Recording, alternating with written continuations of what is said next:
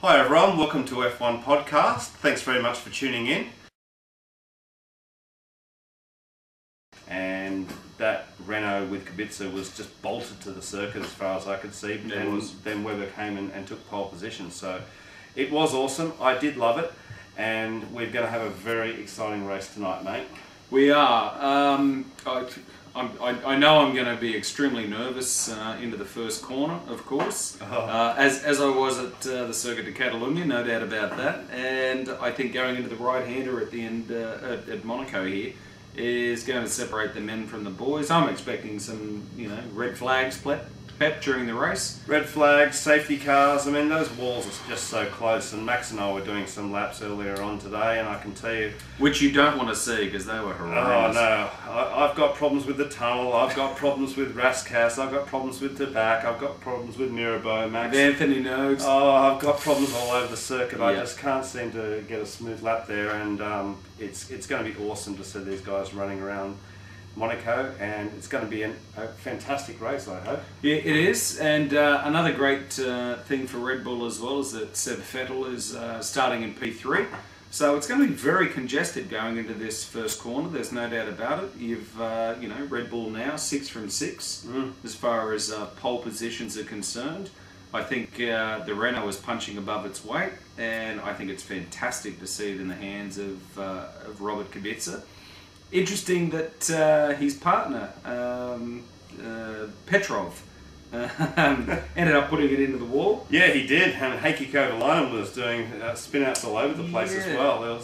But Petrov wasn't the only person to put it in the wall this weekend, Pet. We've got our young Ferrari driver in Fernando Alonso. Yeah, starting from last. Destroying the chassis. Yeah. Oh, it was destroyed. Yeah. And he's going to be starting from pit lane. So what do you think that will throw up, mate? Him starting from the pits and effectively starting last. I expect it to be Schumacher-esque from 2006, where Michael started last and made his way up to P5. And I fully expect Alonso to do the same thing. I mean, it's notoriously difficult, of course, to overtake it at Monaco. But I fully expect Alonso to be up there in the points at the end of the race, mate. Interesting. When you think about it, the grid this year is extremely congested. We've got loads and loads of cars, and let's face it, the back markers are extremely slow around here. Some of them are 3 seconds off pole position, which doesn't bode very well. I'd like to think that Fernando will be able to try and find a way through, but it's going to be a tough ask, mate. With you've got Armcos everywhere on this circuit, and it's quite a narrow circuit, as we all know. To me, it's going to be balls out to see if Fernando can get anywhere. But mate, one of the other things I wanted to ask you about that's been spoken about quite a lot is the blocking in qualifying. We've had Q3 where I think prior to the race, prior to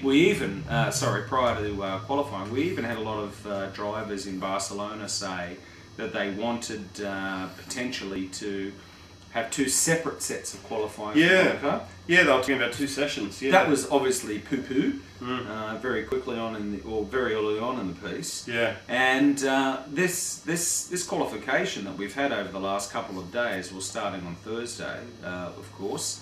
A lot of the drivers in the senior teams, I guess, for want of a better expression, expressed concern that in Q1.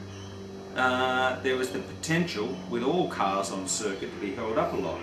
That didn't really eventuate, did it? No, it didn't. Not in Q1. I mean, there was that incident between Massa and Button, and we saw that on camera. That was Q3. Yeah, but not in Q1. No, we didn't really Michael and Rosberg had a little traffic incident. We didn't see that, but that wasn't Q1 either. So I actually agree with what Keke Rosberg said, that welcome to Monaco. There's 26 cars on the track. It's always been this way.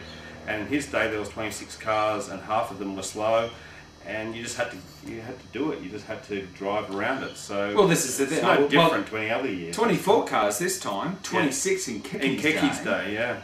And when you think about it, I mean, I initially had a lot of misgivings as well about Q1. I thought, oh God, here we go. We're going to have someone rear-ending a Hispania or a a Lotus or whatever the case may be. Never really eventuated. No, it didn't, yeah. But Q3 is where all the consternations happen, where all the dramas have happened when you think about it. I mean, we've got Button extremely annoyed with Massa. You know, Massa slowed down because he had that car in front of him, and Jensen was flying through. Just after Rascasse, yeah. Yeah, he was coming through the last corner at Anthony Nogues there and had to back right off. We had Michael Schumacher and Nico Rosberg as well. Major dramas there. But it was interesting that it all happened in Q3 when there were the least number of cars on the circuit. Yeah, absolutely. Yeah, it shouldn't have happened.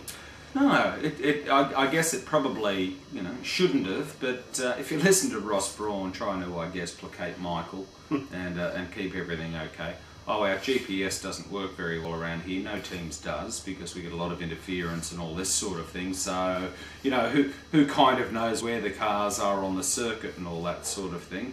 But you know, come on. In my opinion, this is the pinnacle of motorsport, right? You should at least know where your bloody car is on the circuit to at least set the times up and You'd think so, mate. Well, you would think so, wouldn't you? Ross was even saying we were picking up the local railway stations movements and all this sort of thing, but he didn't know where his car was on the I had no idea. But you know, this sort of thing happens, and I mean, it's Monaco, and I mean, you're pretty much always going to get the this type of traffic. Yeah. But again, 10 cars, Q3. You'd like to think these guys could at least have spotters around the track, you know, on their little radios going, Kubica, up here at Rascasse, Kubica here at Anthony Nogues, whatever, you know, to try and map it out a little bit. But either way, we've got a very interesting grid, there's no doubt about it. And as an Australian, I'm thrilled, as is Pet, that Mark Webber's got the cookie so far. Alright Max, let's quickly go through our tips before we finish this video, and I'm going to be very quick with this. I think that the top 3 on the grid are going to finish on the podium in the same order. So that's going to be Mark Webber winning the race, with Robert Kubica second and Seb Vettel third. I don't see much of a change. I think, you know, maybe it could be a Red Bull 1-2, but I'm hoping, I'm praying that Robert Kubica will be able to get that P2. So those are my picks for the race, mate. Okay, cool. I'm going slightly different to you, providing Mark gets into the first corner first. I'm picking Mark first, I'm picking Seb to follow him, and I'm picking Robert in third position. So it bodes well for a great 2010 Monaco Grand Prix. I think you'd all agree. And let's see what Fernando Alonso can do. Alright guys, let us know your tips. This video will be up before the Grand Prix, so leave your tips. And Max and I are going to do another Codemasters video after this, which we'll put online after the race. Yeah, no problem.